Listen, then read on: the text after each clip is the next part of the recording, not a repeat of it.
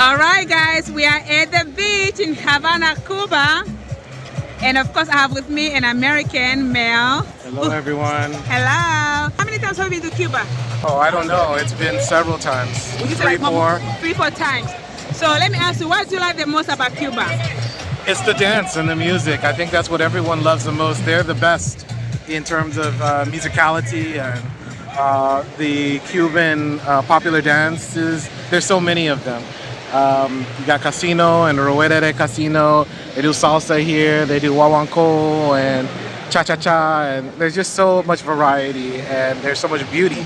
The Afro-Cuban dances and Orisha dances have so much history in them and culture, so it's just a lot to learn and a lot to appreciate. So what's been your experience like with the Cuban people? The Cuban people are some of the warmest, most loving people that you could ever meet. Everyone is going to be want to be friends.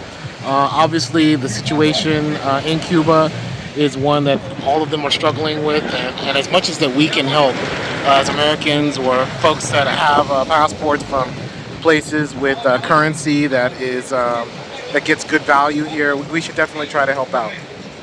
Okay, so speaking of helping out, if somebody trying to come to Cuba, what advice would you give to them in terms of preparation? In steps of preparation, it depends on the country you're coming from and what we're talking about, but you know, I think number one, you need to be prepared that, you know, if you're from one of the more developed countries or whatnot, you know, Cuba is mostly, you know, the structure and the history and the architecture is much older.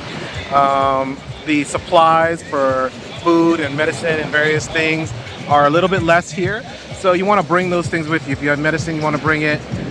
If you have some favorite snacks or things, you may not find that necessarily here.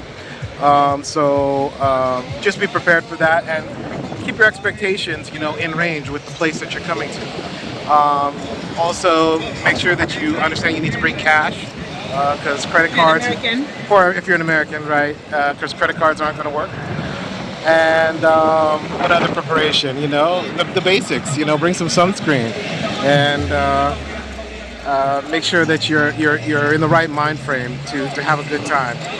It's just a really beautiful place, and there's a lot to learn. That's great. And anything else you want to tell my viewers about this country that we haven't talked about yet? What else is there to tell about like Americans? Cuba? Do Cubans like Americans?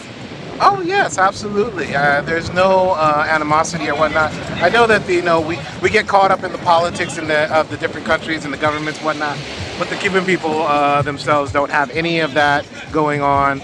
Everybody is all about love, and if you're respecting people and showing love, then you're going to get the same back.